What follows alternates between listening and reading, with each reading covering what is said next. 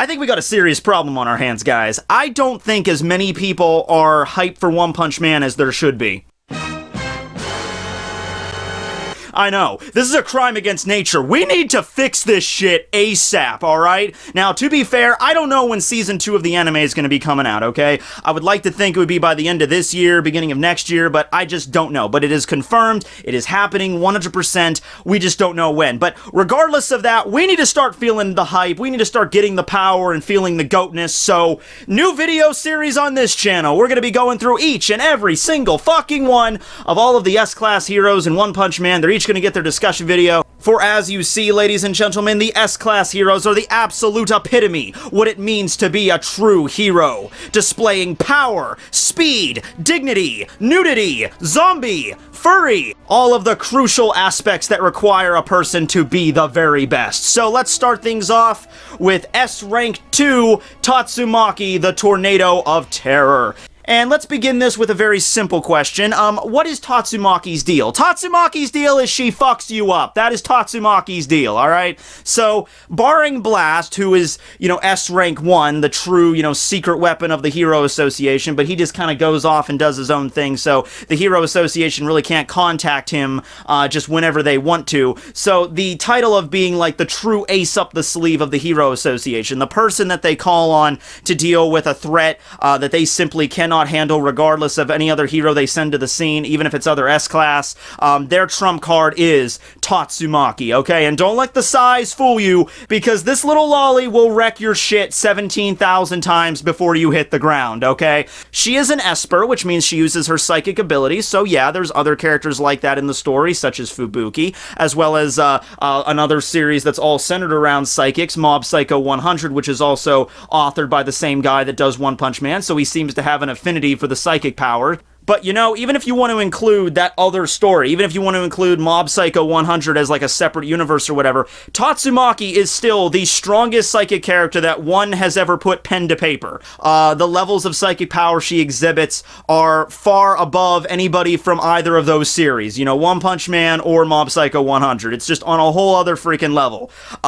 Let's go over some of these feats, shall we? So, Tatsumaki, throughout the course of the series, was able to stop a bunch of bombarding shells from a giant spaceship and launch them right back up, and it wasn't even that big of a deal. Keep in mind, each one of these shells were bigger than an average human, and they were not just being dropped from this spaceship, they were being fired at the ground. There were dozens of them spread across a wide area, and all Tatsumaki had to do to stop them was just like, stop, let's turn around, send back up, there, done. In the anime, she was able to summon a fucking meteor from space to crush a giant lizard Godzilla monster. She was also able to rip a giant monster octopus off the ground into the sky, crush its entire body like a soda can, and drop its dried out husk on the freaking ground. This thing was larger than fucking skyscrapers, and all Tatsumaki had to do was just rise it into the sky, and then dead. That's all.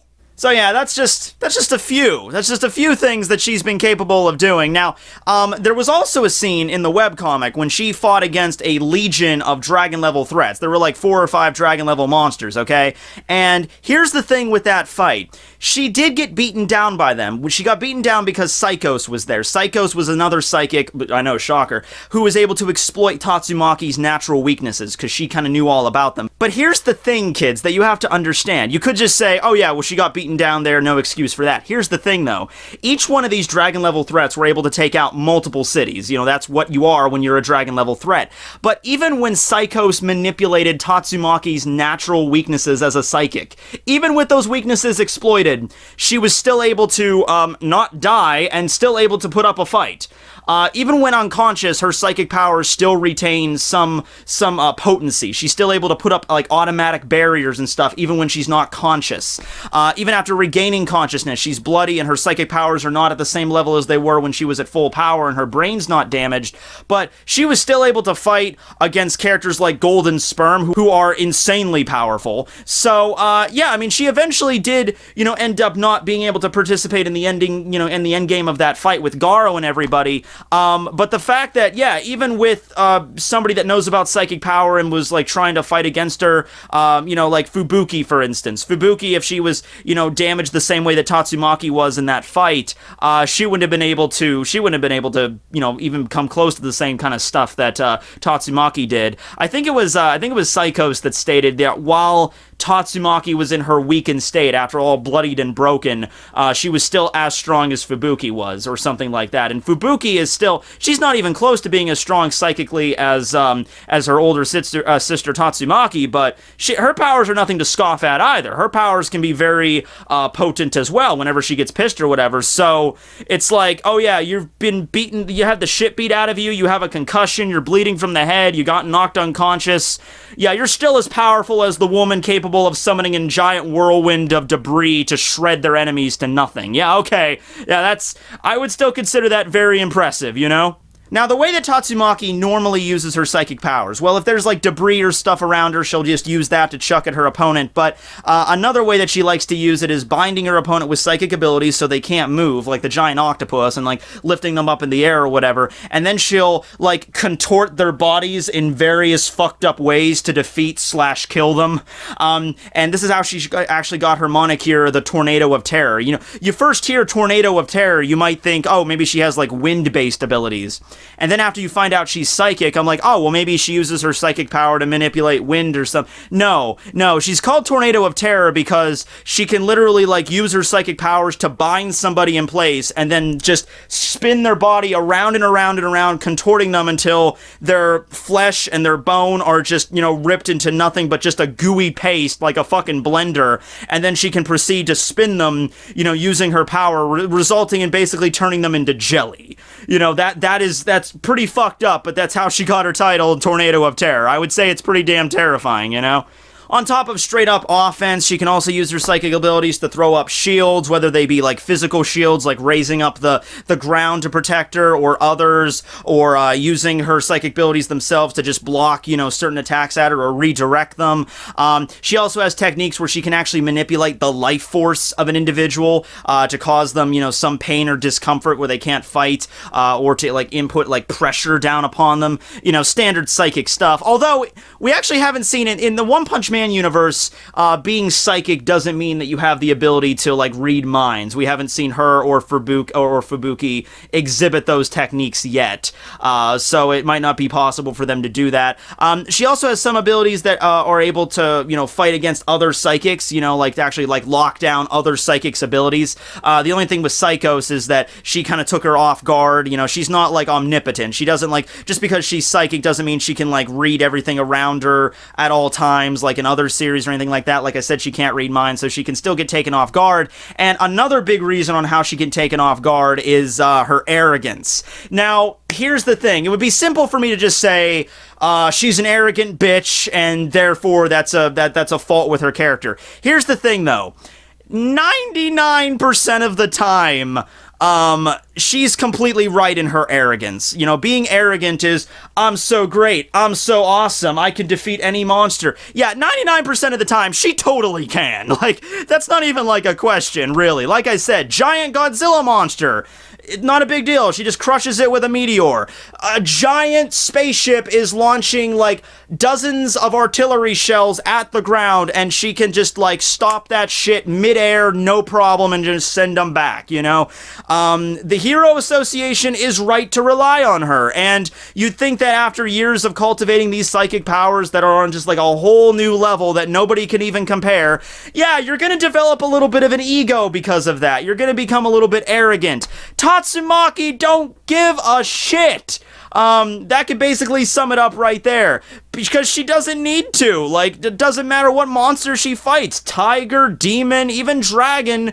If it's a one-on-one fight, she can probably handle no problem. Now, look, there's other S-class heroes that, it seems like the lower you get down S-class, they have more of a trouble against, like, a demon-level threat. Let's use that as a benchmark. Puri Puri Prisoner, he had troubles against the Deep Sea King. Metal Bat had a little bit of trouble against, Senior Centipede, Senior Centipede, and then there was Elder Centipede, who was a dragon that Metal Bat was not able to defeat. He was able to defeat Senior Centipede, who was a demon level threat, although he had a little bit of difficulty there at first. Same thing with like other S-class heroes that are like a little bit further down the line. Demon level threats seem to be a little bit of an issue to them. Now, once you get up to the higher echelon, like when you get to Tatsumaki and Bang and Atomic Samurai, demon level threats seem to be rather easy to take care of. Here's the difference, though. It's of range, and it's of the level of effort that needs to be exerted. Tatsumaki can kill demon level threats like she's just taking a shit. Rather easy for her because she doesn't wear panties. But, it's nothing to her. It's insignificant. It's like snap of her fucking fingers and they're dead. Okay? There's no level of effort involved here. Now, Bang and Atomic Samurai can do this as well, but they don't have the range that Tatsumaki does, and they don't have the level of diversity that her psychic powers give her. Bang is a martial artist. If he gets right up into your grill, you're fucked. You're dead, bro. You're just dead, all right? Water smashing, rock fist up your ass, you're dead. You're done. You're done. You're a fucking dish detergent because you're no longer human because you're dead. Atomic Samurai, kind of the same thing. He has a little bit of a longer range than Bang does because he has a sword, but still, he doesn't have any like Zoro's like flying slash techniques, okay? He can't cut somebody from like a mile away or whatever. Tatsumaki does have a range of her psychic abilities, but it's a very large range. Like I said, that spaceship took up, like, the majority of City A. It was huge. The damn thing was giant. Like, we even get to see, like, a diagram of the thing, and it's just ridiculous. But Tatsumaki it was all perfectly within her range to fuck with the thing, So there's that. Demon level threat's not an issue. Now, we haven't seen Tatsumaki fight, one-on-one against a canon, dragon level threat. I don't think that lizard demon thing I don't think that was canon, and I don't even think that was dragon. It might have been. But even if we're going to say that, Tatsumaki straight up one-on-one against a dragon level threat, she could handle that shit, no problem. I don't think it would be as easy as a demon, obviously, but I don't think it would be to the point where she would be, like, sweating profusely and being like, that was such a hard fight. Probably not. In fact, that giant meteor in episode 7 that came crashing down ready to crush City Z, that Saitama had to, one punch into oblivion. Well, not really oblivion because it had a bunch of shards that fell on the city. But that was a dragon level threat. And from what we've seen with Tatsumaki and the feats that she's displayed in the series, I don't see any reason why if Tatsumaki was there, she would have been able to just like, oh, stop, turn it around. Okay, we're good. No problem. I don't think she would have had a problem with it. She just wasn't around at the moment. That's just the case with that. It was kind of last minute. But also you have to consider that a little quirk about Tatsumaki's character that is interesting, whereas, she might be a little bit of an arrogant bitch. She isn't kind of anything. She's an arrogant bitch.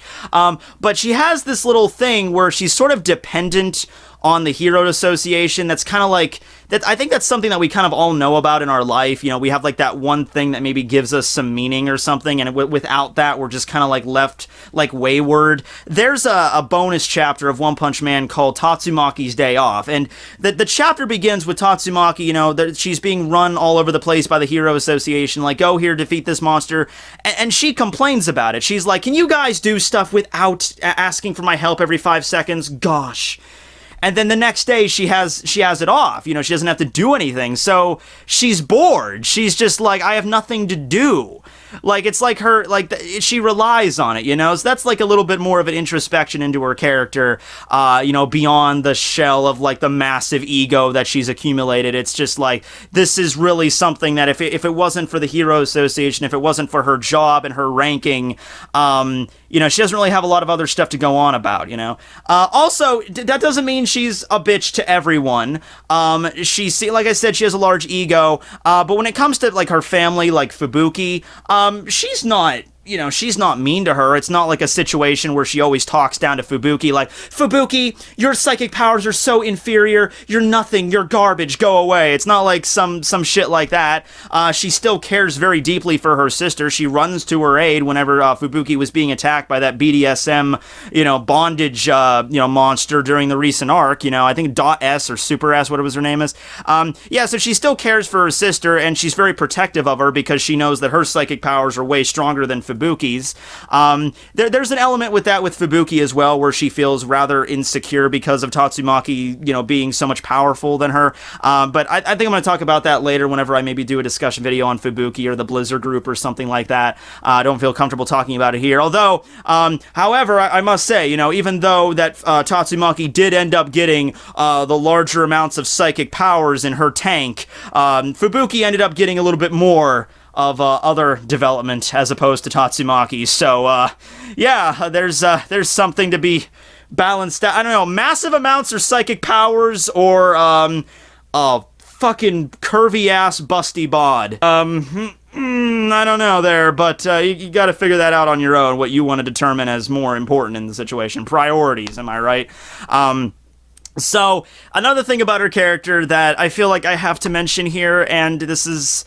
I know this isn't fanfiction material, this is stuff that kind of does happen in the story, is her relationship with Saitama, okay? So, it's funny because Tatsumaki, like I said, she is badass, she doesn't care, and if you talk to her with any level of sarcasm or sass, she has no qualms about shoving you into a fucking wall. Just ask Genos.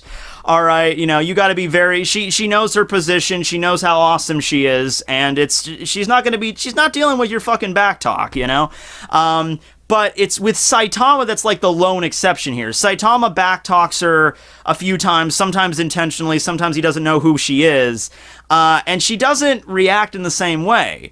There's that moment where they're at the Hero Association HQ, and Saitama's like, who is this lost sassy child or whatever? And Tatsumaki's just like, what? Wait, what? It's not like she doesn't really react the same way. I feel like it's like, okay, she's psychic. I feel like she has to have, like subconsciously, she has to be aware at least a little bit that Saitama is indeed stronger than her. And like subconsciously she yields to it or something. She knows she wouldn't even be able to try to contain his power if she tried.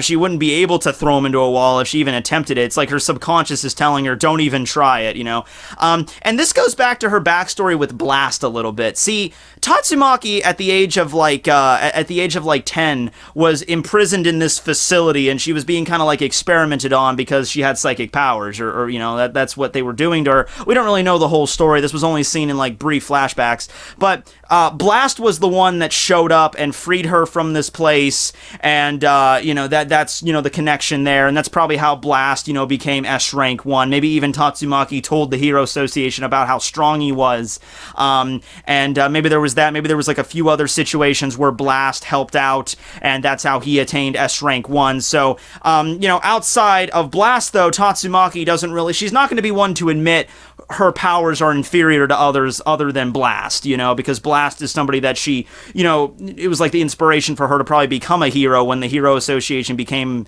a thing. Because remember when, like back then when Tatsumaki was a kid and Blast showed up like, I'm a hero, the Hero Association didn't even exist yet. Saitama was like 7 years old when this happened, so, yeah, but it was probably like eventually when the Hero Association came to existence, maybe either that or maybe Tatsumaki heard that Blast was part of it and that's why she joined, or something like that. She does have an emotional connection to him. There's a moment during the webcomic where after her fight with Saitama, which goes about as well as you'd figure, it actually ended up being more into development between her and Fubuki, so that's what I kind of liked. But there was some Saitama and Tatsumaki moments there that were kind of adorable. But anyway, yeah, there was a moment where Saitama's talking to her, like, what's up with you, why are you doing this and everything, and Tatsumaki begins to tell him, like, okay, I guess I'll tell you, it's because Blast... You know what, fuck it, why am I telling you anything? And then she just leaves. Her ego catches up to her, like, wait a second, why the fuck am I talking to you about this shit? You're just like, I know at this point Saitama was A-class. You're just an A-class nobody. I'm S-class rank 2, bitch, fuck you, and then leaves.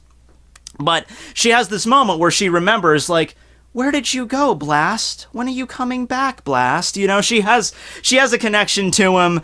So she does have real, genuine human emotions there. They're just buried under a mountain of ego, of psychically charged ESP ego. But she's a very interesting character. I do really like her, which is funny because I'm not really one. I don't like lolly characters usually. I don't really get into the whole lolly characters. We all know what kind of characters I'm into. But yeah, the something something about Tatsumaki, man. I don't know if it's the fact that she wears no panties or she glows. You know, something about Tatsumaki, man. I don't know. Psychic powers, the green hair, the black cloak, the lack of panties. Okay, that might have something to do with it. But yeah, that's the character of Tatsumaki. You know, I'm not trying to make these videos particularly, you know, super long like I do with the One Piece discussions, because I'm going to have a lot more of these to do with all the other S-Class heroes, you know, with excluding Blast.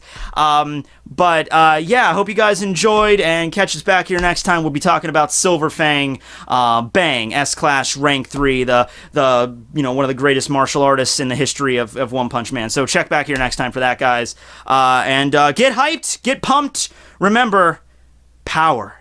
Get that power. Later, guys.